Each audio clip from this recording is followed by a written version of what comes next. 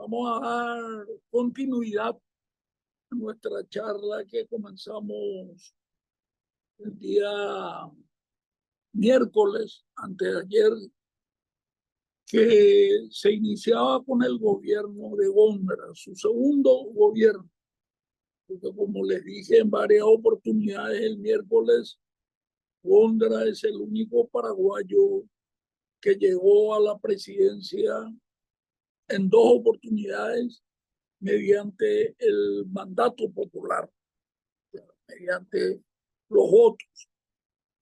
Y apenas subió un poquitito, le dejaron gobernar un poco, pero ahí se dio un enfrentamiento, rápidamente repito para que nos ubiquemos, se dio un enfrentamiento producto de la interna liberal, y más que la interna liberal, de la interna radical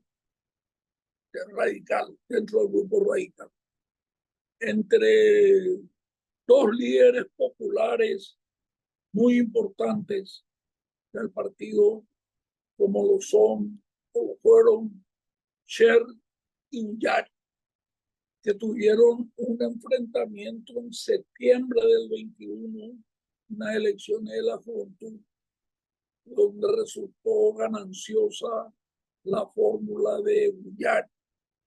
Ullari era ministro del Interior de Góngora y Chirife era ministro de Guerra y Marina, que era, diríamos, Raíl de Sher.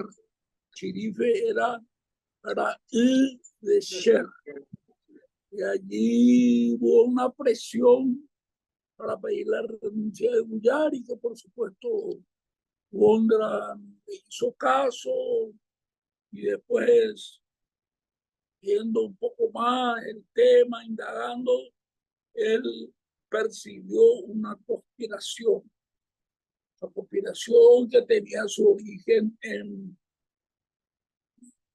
la Guardia Cárcel, que estaba ahí detrás de la Universidad Católica y que dependía en esos momentos de la policía. De la policía. O sea, sería la policía y los guardiacárceles que era lo que estaban conspirando. Entonces, Góngora, al enfrentarse ante esta situación y en vez de dar fuerza y enfrentar ese intento de conspiración, renunció. El 29 de octubre de 1921 renunció. Recordamos que él asumió el 15 de agosto de 1920 y el 29 de octubre de 1921 renunció. Entonces el Congreso le dice al vicepresidente, que era Félix Paiva, que vea la posibilidad de armar un gabinete y continuar, diríamos, el mandato de Góngora, porque para eso está el vicepresidente. Pero Paiva tampoco quería saber nada y también presentó su renuncia, y con eso se agravó la situación. Esto trató el Congreso el 5 de noviembre, se reunió y trató de hacerle entender tanto a Góngora como a Paiva, a ver si podían continuar, pero los dos estaban decididos en irse. Allí en esa sesión del Congreso, el diputado Lisandro Díaz León pronuncia un discurso bastante fuerte donde la hacía responsable, por supuesto, a Chirife, al ejército que lo acompañaba, a la rama del ejército que lo acompañaba, y le llamaba la triple traición de sheriff. Como quedó, o como hubo una doble cefalía, se tuvo que elegir un presidente por intermedio del Congreso. Eso se elige el 7 de noviembre, nombrándosele a Eusebio Ayala, que parecía, tenía, no sé si decirle la bendición, la quiesencia, no sé si simpatía, pero Sher no tenía problemas para que sea Eusebio Ayala. Sher era en ese momento ya presidente del Senado, porque el presidente del Senado es el vicepresidente, pero como Paiva también renunció con Mondra, entonces quedó como presidente del Congreso Eduardo Sher. Y asume Eusebio Ayala. Les comenté brevemente que antes de ayer era el aniversario de su nacimiento. Él nació el 14 de agosto y estamos en 16 de agosto. Un hombre que hizo la clásica carrera de los políticos de esa época, la escuela primaria en su pueblo, luego el Colegio Nacional, generalmente estudiaban Derecho, la Facultad de Derecho, era profesor de la Facultad de Derecho, fue rector de la universidad, etcétera, etcétera. Pero ayer le hacía un recuerdo, perdón, el miércoles le hacía un recuerdo a los amigos que nos siguen en esta charla.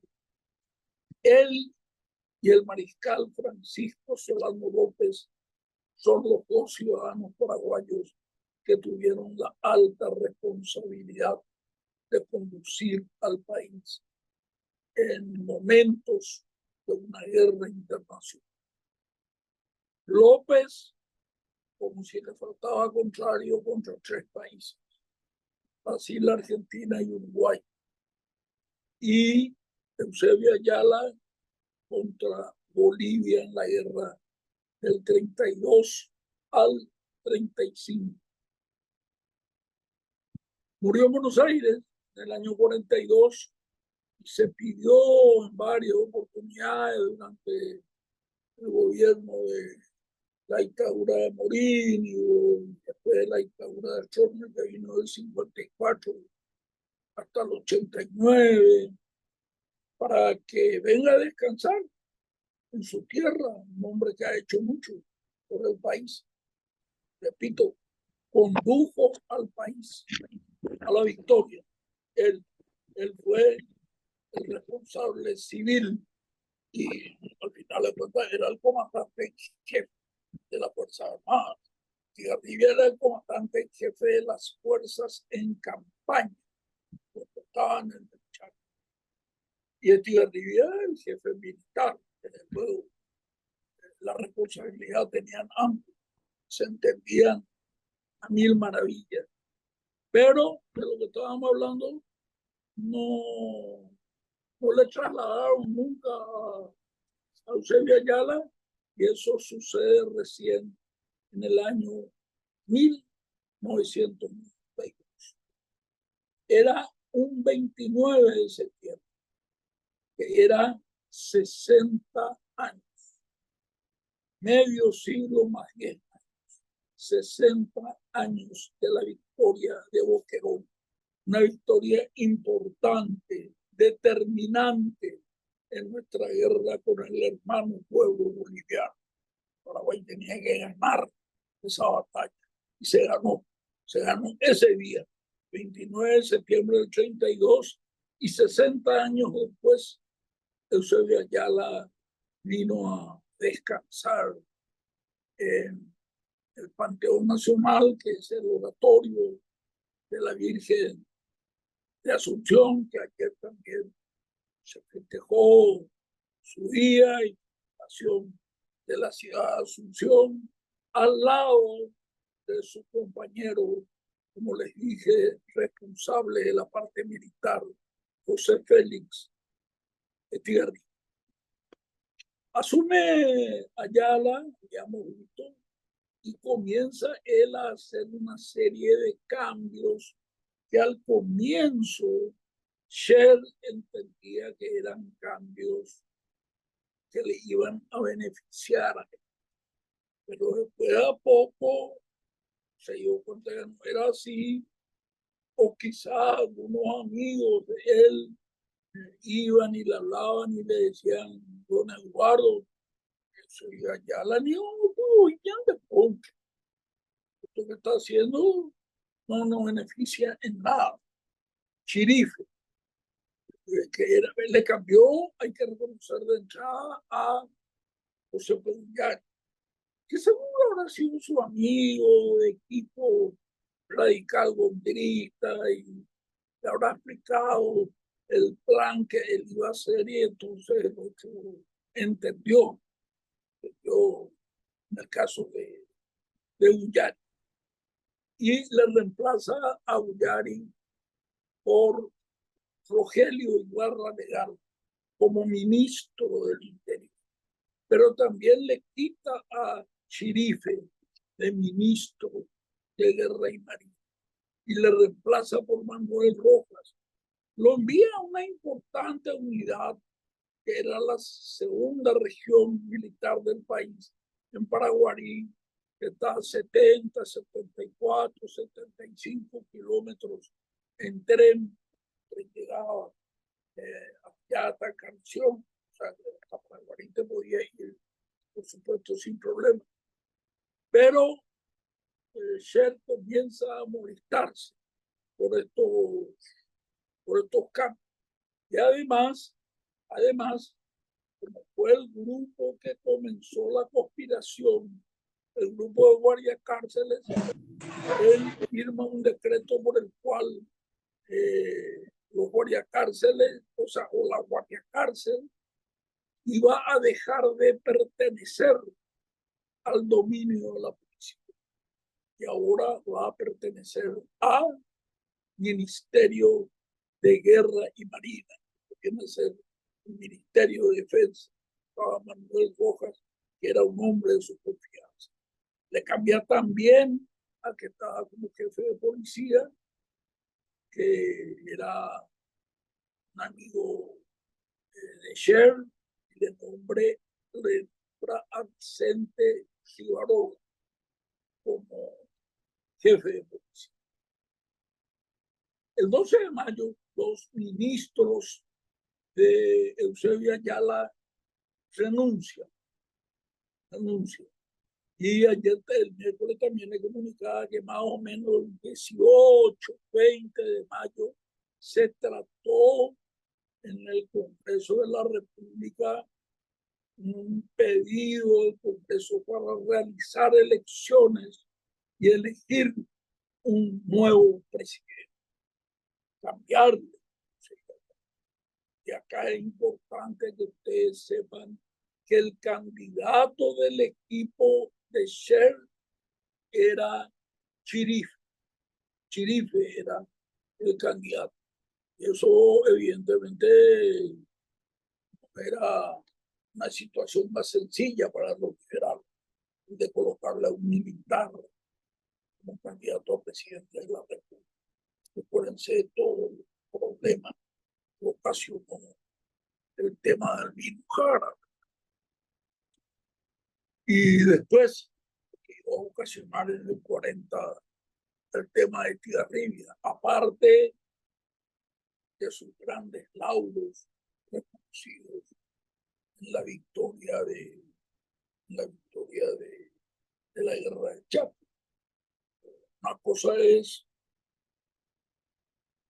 el comportamiento de una persona ejerciendo una función determinada, como en este caso ser el comandante de las fuerzas paraguayas en el Chaco, y otra cosa es su comportamiento como presidente de la República, que no hizo precisamente bien los deberes de Estigarribia. Podemos estar en desacuerdo, algunos pueden estar en desacuerdo, porque eso es normal en la política, La política democrática se basa precisamente en eso, en posiciones dispares, que haya una pluralidad de opiniones, cada uno tiene el derecho de exponer su punto de vista y debe haber un respeto. Seguimos con el tema del año, ya corría el año 22. Ayala veta ese pedido. El pedido es para hacer la elección beta quiere decir rechaza con el argumento que decía los presidentes de la República y vicepresidentes durarán 4 años en su función. Por lo tanto, él decía, a mí nadie me puede quitar. Y contesta el Senado con una nota diciendo por el Congreso, por senadores y diputados. La diferencia en la Cámara de Diputados era más ajustada a favor de Sher. En el Senado era una diferencia más holgada. Ellos contestan diciendo un presidente provisorio no tiene facultad para realizar el veto.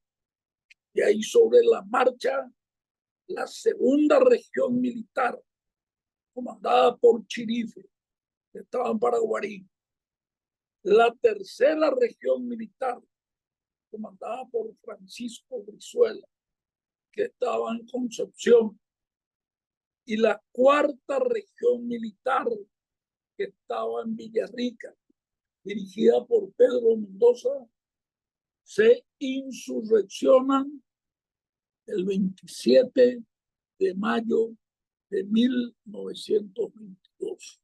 Estalla la revolución. Y este ejército se le llamaba constitucional, que ellos hacían llamar como ejército constitucional, tenía el apoyo de importantes dirigentes del Partido Colorado, así como el caso del teniente coronel Eugenio Agaray, también del dirigente Montonero, que le decía porque su especialidad era el de hacer las montoneras, las insurrecciones así en los pueblos, tal, no mucha cantidad de gente y hacer un buen barullo y enfrentamiento con las tropas oficiales, o sea, una montonera. Eso hacía José Gil, que era el hijo de Juan Bautista Gil, aquel que le habían matado en un atentado el 12 de abril de 1877. Y también de un dirigente llamado Gerardo Palacios. Incluso políticamente había una conversación con el dirigente Isidro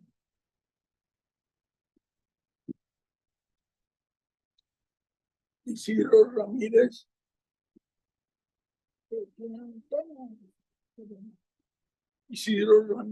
que conversaba con Sher y hablaba incluso de formar un partido nacional, partido de Unión de Liberales y Colorado, etcétera.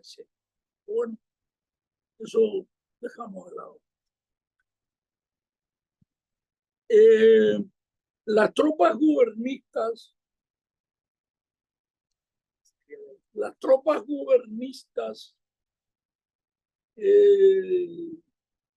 estaban dirigidas por Julián Sánchez, que era el de mayor graduación, era mayor en aquel entonces. Estaba, bueno, de mayor graduación era realmente Esquenón, que era el director de la escuela militar. Después estaba Sánchez, que era mayor, Estigarribia, que era capitán, estaba Luis Razao, Rafael Frank, Nicolás Delgado, Claudio Sonún, una partida de militares que tuvieron Carlos José Fernández Galloso, que tuvieron una actividad destacada en la guerra del Chaco, unos años después, años apenas, 10 años. Estábamos en el 22 y la guerra comenzó en el 32.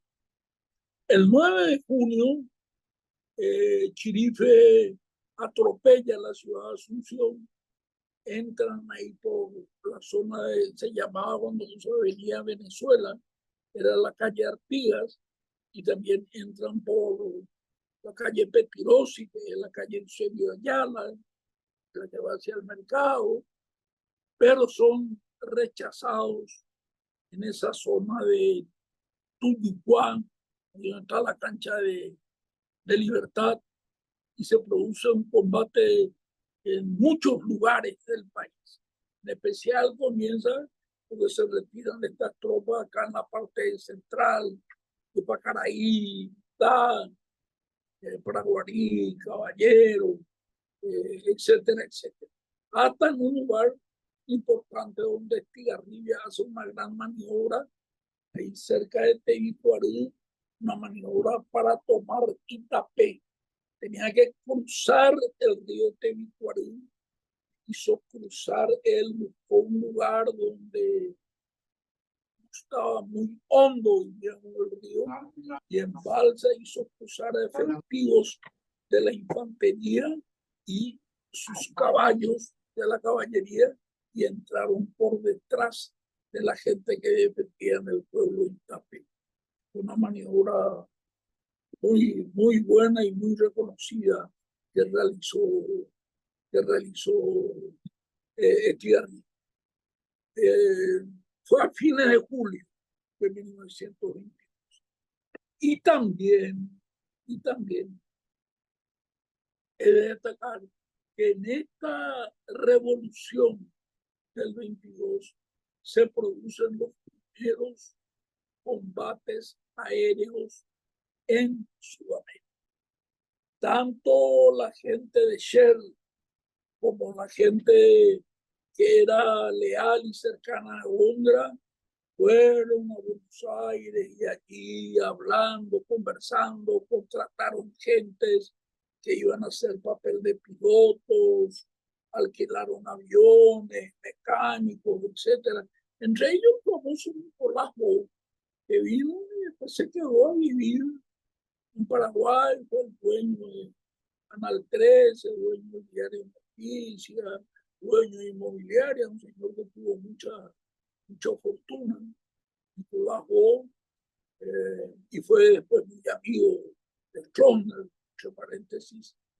Él vino a combatir en esta guerra civil nuestra. Y la primera batalla se da lugar el 5 de septiembre del año 1922 en un lugar denominado Salitrecué, que está ahí cruzando el río después de Yutí, el Tirapó, después de Yutí, y está en el límite entre el departamento de Cazapá y el departamento de Itapúa, donde está José Leandro Oviedo. La última intendente de Leandro Oviedo es mucha diputada, creo que se llama Pilar Vázquez, creo que se llama Pilar Vázquez, no puedo asegurar. Y ahí se produce el primer combate aéreo. Y posteriormente, después de esto, hacia fines de noviembre o mediados de noviembre, pero ya fines del año 1922, se produce una gran maniobra militar que culmina con la caída del pueblo de Caipuente, que se denomina Coronel Bogado, Caipuente y Churumita, porque tenía el nombre viejo, ¿verdad? Sí, como por ejemplo el que está al lado, antes de Coronel Bogado, y se llama General Delgado, antes se llamaba San Luis.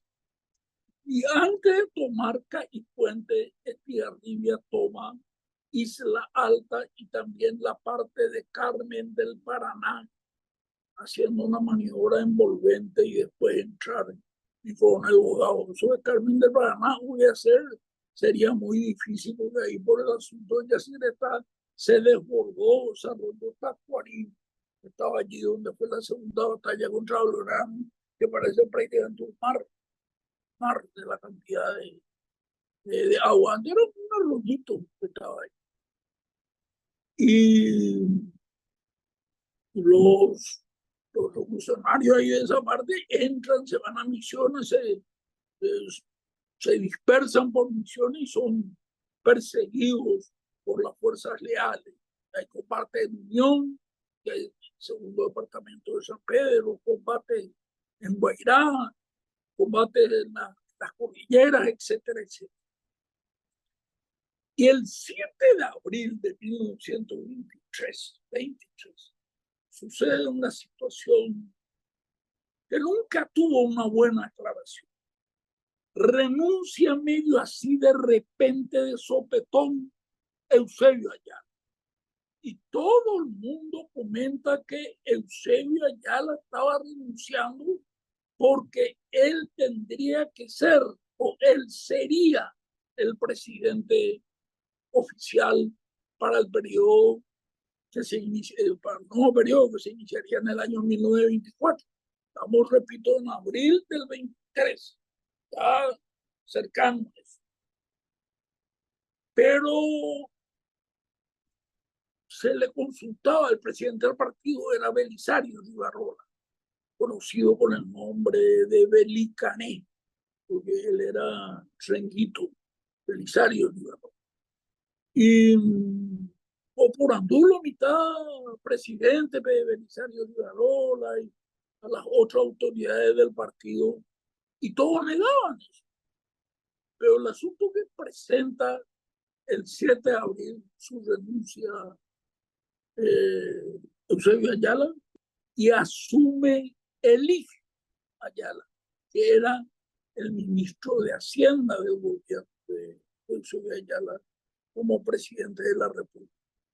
Le hicieron llegar una nota incluso a Eusebio Ayala firmado por Belisario Rivarola, que era presidente, como les digo, el directorio del partido, y Justo Pastor Benítez padre, papá de Chocho Benítez, papá de Chocho, Justo Pastor Benítez padre, como secretario, pero Eligio Ayala se mantuvo en su posición y renunció y asume Eligio Ayala, ex ministro, repito, de Hacienda de Eusebio Ayala, como presidente de la República. Este señor nació en Buyape, donde nacieron muchos liberales importantes y también paraguayos. Monseñor Juan Sinforiano Bogarín es natural de Buyape. Buyape, Guaja, él nació en Buyape. José de la Cruz Ayala Alón, era el distinguido, nació en Buyape. El doctor Carlos Agustín Pastore Boiburú nació en Buyape. Y muchísima gente, la famosa doña Lola Ferreira de Ayala, la mamá de Berta Ayala, de Dori, de su hijo que hace poco falleció, que fue miembro del 14 de mayo, que vivía en Posada, que era periodista, una familia grande en cantidad y grande también por la calidad de ciudadanos. Nacieron en Buyape. Y ahí de ese pueblo era Eligio Ayala, que era, su mamá era amigo, pariente, prima de José de la Cruz Ayala. Su mamá era una madre soltera llamada Manuela Ayala, y el papá de él era un señor llamado, un español, Mariano Císar, que era amigo, y aparte de ser amigo, era colaborador de los colgados, Aquella, en nuestra charla cuando dimos 18 de octubre, aquella última elección que el partido participa el 14 de febrero de 1891, que fue el 26 de agosto de ese año, asume Eduardo Vera como presidente del partido. Los principales despelotes que hicieron los colorados hicieron allí, en esa zona de Ucuí, o en Boyabé, en especial Ucuí, un lugar que se llamaba Isla Paú, donde vivía Nicolás Vargas con Velarde, Nicolás Vargas con Velarde, y le decían Lampiño. Digo, yo como homenaje de Bay tenía barba, mordía la India. Y este señor era que se iba y le pagaba a la gente que iba ahí a atropellar la casa de los liberales, o mongamucho que fuera, la hacía farrear, le daba propinita. Por eso pensé y utilicé algo en mi mente para darle el nombre correcto que le. Era amigo y colaborador de este señor Císar, español. Eligio también tenía un hermano mellizo llamado Emilio, Eligio ya, Emilio. Él cumple también el mismo ritual de todo el colegio ahí de su pueblo. Él me parece que su tío le llevó a Encarnación para hacer lo que sería el básico, primero, antes era el básico, primero, el tercero y bachillerato, cuarto, quinto y sexto. Se fue a Encarnación, pero después se fue al Colegio Nacional y él trabajó desde muy joven, y ganaba unos pesitos, estaba ahí en el colegio, después el Colegio Nacional le becó y después comenzó a enseñar en el Colegio Nacional, estudió Derecho, fue diputado del partido y en el año 1911 él viajó a Europa, después a estudiar, realizar investigaciones y estuvo fácilmente 8 años en 1911 y él volvió a esta presidencia de Góngora, que fue en agosto del 20. También criticado por algunos esa actitud de sus compañeros radicales, como Scher, como Riquelme, le pelearon al mismo Jara en el 12. Así le matan a Riquelme, en marzo de 1911. Y él se fue a Europa, y mucha gente tuvo críticas hacia Ayala. Pero Ayala no era tampoco eso de preocuparse mucho por la crítica de la gente. Él tenía un objetivo y ahí estaba. Él falleció el 24 de octubre de 1930 a consecuencia de una situación verdaderamente lastimosa. Índole pasional, tenía una noviecita, un comentario que le había pedido a Eligio Omenacé, NBA, pero Eligio quería continuar siendo soltero. Y entonces ella se puso de novia con otro señor de apellido Vareiro y Eligio le enviaba la comida a ella, a la casa de ella, Hilda 10 se llamaba. Y en la calle tal Parque Serenidad, ese lugar de velatorio sobre España, y esa calle Boquerón, se le llamaba Samuel Pérez a la calle, eso que ahora se conoce con el nombre de Juan de Salazar y Esposo, que fue justamente el que fundó Asunción. Y ahí vivía, entre Boquerón y Juan de Salazar, que llegó y le preguntó el hijo a su empleada, Laura Jago, sobre la Tembijú, la que le llevaba todos los días. Debió de un extraño bebé. Le dice, no soy hijo el hijo. Sí. Y así le dijo, sí, está. El asunto, como Ilay Cole, pare,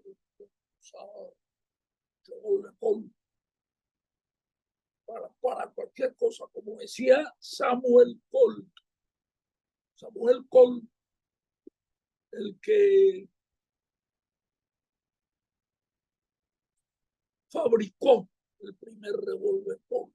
Iba a decir inventar, no sé si el que fabricó el primer revólver, eso quería decir Dios hizo los hombres, todo hizo los príncipes, a los soldados, a los cruceros, a los tullidos, a los atletas.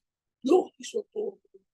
Yo, Samuel Colt, los hice iguales.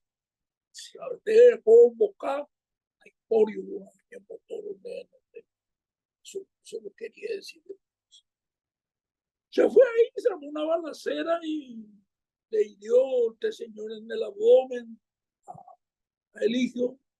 Eligio Ñacaitebo ya de Matorti, tenía una puntería muy buena, que conocía por todo Eligio Ayala, pero también él fue herido en un lugar difícil, donde se ahora perforado el intestino, eso produce una peritonitis, infección, una emporia, antibiótico, y viajó el 24 de octubre de 1980. De hecho, fue el 23 y vino su mamá, ancianita, pero. Y después, posteriormente, él estaba, sus restos en la Recoleta, y fue trasladado al Panteón el 18 de octubre, el 1 de marzo de 2011.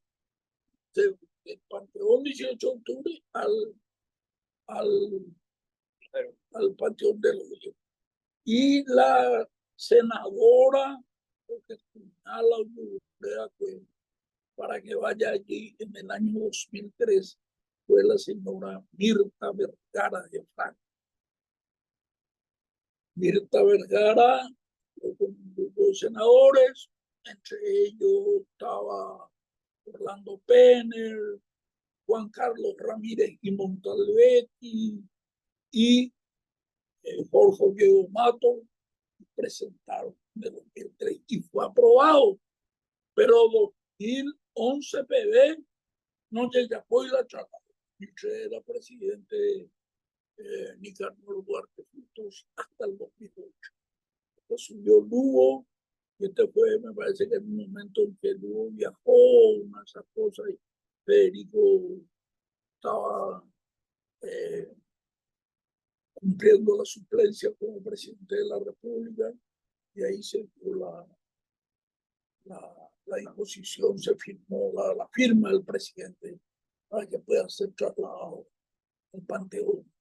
Que también hubo acompañado, por supuesto, tardaba, había, sí, siempre tienen sus trámites, estas cosas. Y él fue y descansa hoy día ahí, Eligio Ayala, en el Panteón de los Leones. Y están tres liberales: está Eusebio Ayala, está Eligio Ayala, llamémosle liberal, José Félix Etigarribia, que fue candidato al Partido Liberal para las elecciones del año 1932, al final. Y Eligio Ayala asume a la presidencia de la República y Apenas asume, un poquitito, 18 de mayo, Chirife, que era un tipo que le decía a todos sus ayudantes que tienen que estar siempre limpios, tienen que tener bien planchado su uniforme, y por más que haga frío, la temperatura que hacía, no sé, por 3 grados, 4 grados, que actúan a arroyo, ¿sabe?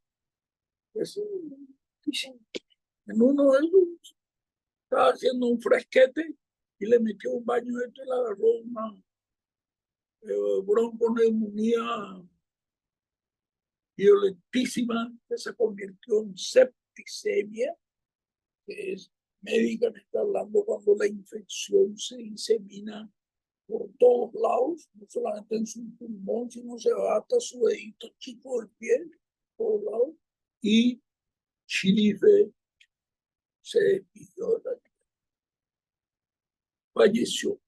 Y al fallecer, por supuesto, eso trajo sus problemas porque él era el jefe militar de los revolucionarios, etcétera, etcétera. También es importante destacar acá en este punto, por lo que después les voy a decir, Eligio Ayala era un presidente más duro que Eusebio Ayala hacia los militares. O sea, los militares que estaban insurrectos, estaban rebelados contra el gobierno, militares que estaban insurrectos. Le perseguía, pillaba su piedad, se le echaba del ejército, se les retiraba del escalafón, si no era coronel, era pretérito, chao, ahora son soldado cualquiera, su plata, de su jubilación. Sería una apretadita de parte de, del hijo ya. Pero era también un hombre abierto al diálogo. Hubo en un momento dado una noticia de parte de la gente de la revolución que querían hablar con Eligio, y Eligio, por supuesto, le elige al liberal más indicado para eso. Era jefe, José Patricio, guaraní, perfecto, guaraní, el español, y se fue él a reunirse en cada cupé con los revolucionarios, pero no llegó a nada por los revolucionarios. Habrán creído que Yari era un disminuido mental, que le iba a aceptar todo. Por ejemplo, le plantean, acá tenemos que conformar una junta para reunirnos y ver nuestros problemas y nuestras diferencias, y uno de parte nuestra, otro de parte de ustedes, y tenemos un parcial prorrogado. Y además eran amigos socios de Shelley. Yari, por supuesto, ustedes están todos locos. No, solamente que es amigo de Shelley. Que tiene que ver un colorado con un problema nuestro. Y así hubieron muchas diferencias y por lo tanto Eligio Ayala descarta, deja de lado esas tratativas y sigue la revolución.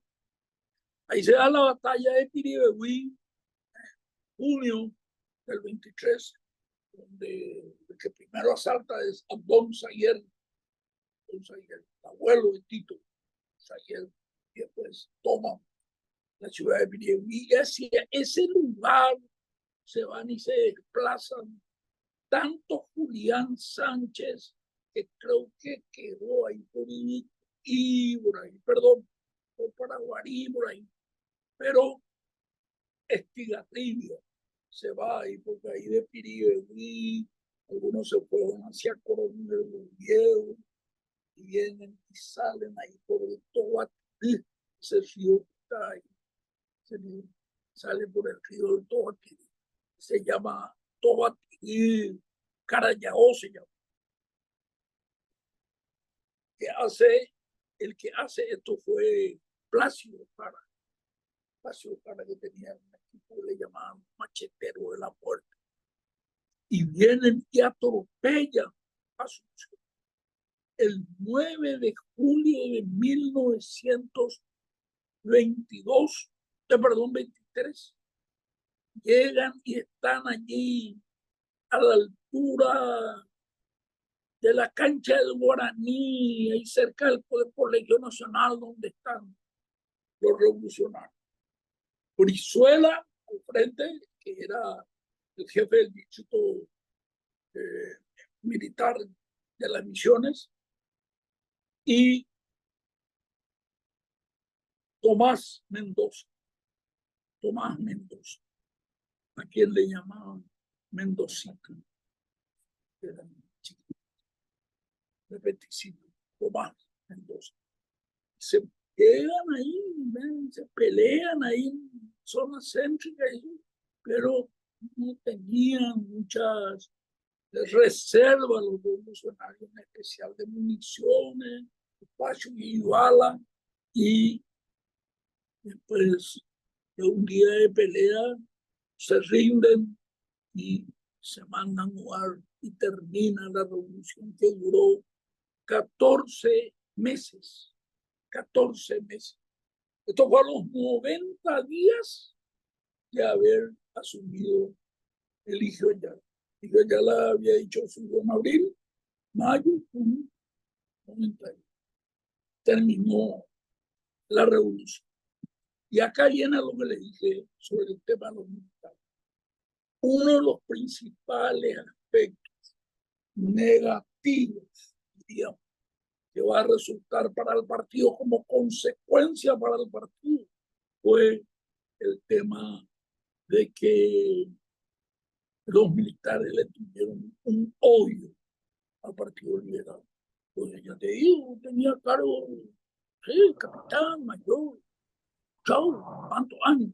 Tuviste que esperar por 15, 20 años, se quita tu casa. Y estaban enojados con el partido. Y siempre a partir más o menos de esa época, los liberales eran cuestionadores de los militares, eran cuestionadores de los liberales.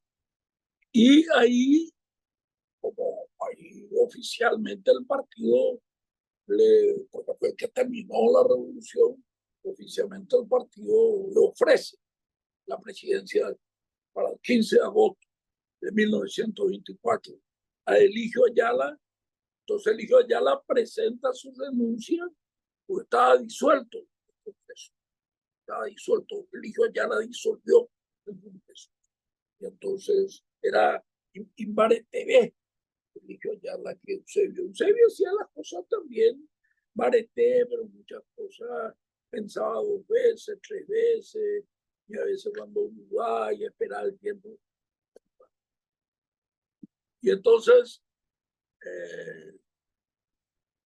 teniendo presente ese compromiso que iba a tener el hijo Ayala, renuncia y asume Luis Arriarte como presidente de la República. Muchos dicen que él nació en Ciudad. Y hay otros historiadores, investigadores, que dicen que nació en Esquina, provincia de Corrientes, de donde es la madre de Diego Armando Maradona. La mamá de Diego Armando Maradona, cuyo apellido es Franco, por eso es Diego Maradona, el apellido de Franco es de Esquina, que es el último pueblito de Corrientes, y después ya está la provincia de Entre Ríos, la capital del Paraná. Ahí Esquina. Ahí eso estamos viendo, los canales argentinos, esta criaturita que desapareció, eso está arriba. Esta Esquina, hacia arriba está Goya, hacia arriba de Goya está 9 de julio, de esta criaturita, y encima de 9 de julio está San Roque, donde vivíamos nosotros, la provincia de Corrientes, en San Roque. Y muchos dicen, vuelvo a decir, que él nació en Esquina, pero de todos modos pudo haber nacido en Esquina, así como Gondra también. En Buenos Aires, él después de adolescente es muy joven, estuvo por la zona de Misiones y aquí estudió en el Colegio Nacional. El mismo camino que en especial los que van a estudiar Derecho, los que iban a estudiar Medicina en el Colegio Nacional y después se iban a Buenos Aires. Cosa que Franco reabrió la Facultad de Medicina en el año 1917. Él también se fue al Colegio Nacional y después estudió Derecho, siempre fue un dirigente activo del liberalismo. Y él era una persona que tenía buenas relaciones con el ejército. Él les sabía tratar a los militares y los militares querían hablar con él. Tal es así que después cuando Ligio Ayala es presidente, lo vamos a ver en el siguiente periodo, en la semana que viene, le elige a Riar como su ministro de Guerra y Marina. Duró poco tiempo, 5 meses. Estuvo del 17 de marzo al 24 hasta el 15 de agosto del 24, que es la fecha de inicio del presidente. Y él le llamó a Esquerra, en una reunión, y después todos estos antecedentes, todo lo que Esquenoni le dijo, todas las conclusiones que tomó Esquenoni, se fue y le entregó a Eligio Ayala cuando era presidente. Las unidades de combate que tuvo el ejército paraguayo en la Triple Alianza eran los batallones.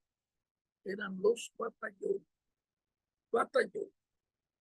Y para la guerra del Chaco se eligió, se decidió, diríamos, que las unidades de combate sean los regimientos, porque evidentemente había mayor población.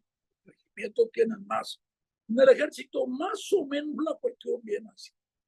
Un pelotón, 30, 35 más o menos. 3 pelotones, 50, 5, 100, 120, es una compañía. 3 compañías, 300, 350, es un batallón. 3 batallones, 1000, 1100, 3 batallones son 300 cada uno. 300, 1000, 1200 hombres, es un regimiento. Y 3 regimientos, 600, 4000, 5000 hombres, es una división. Y 3 divisiones, 12.000, 15.000, o un poco más de hombres, es un cuerpo de ejército. Y 3 cuerpos de ejército, 15, 45.000, es un ejército. Y 3 ejércitos es un grupo de ejércitos. Los rusos no conocían lo que era pelotón, que es un pelotón. Todo el grupo de ejército de los rusos son millones. Ese dirige fulano de tal. ¿Y cuántos hombres tiene? 800.000, 1.000.000 de hombres. De alemán. Es Estado.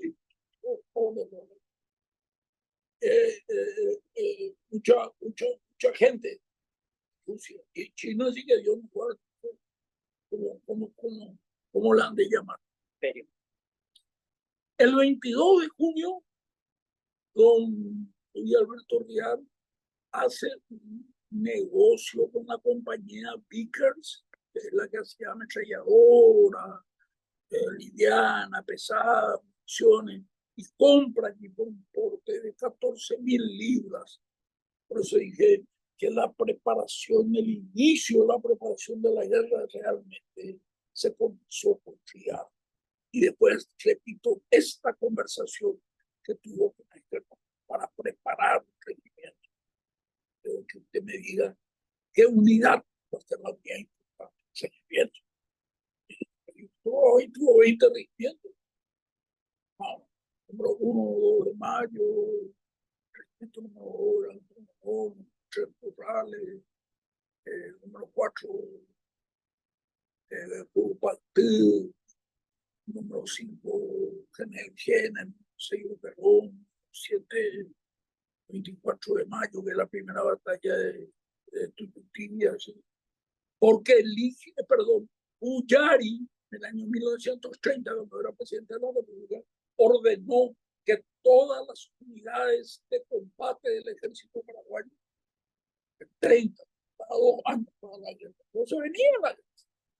Todas las unidades de combate no llevan el nombre de cualquier cosa, así como solemos escuchar, con mucho respeto, los gauchos de Güemes, los salteños, o los cuchilleros correctivos.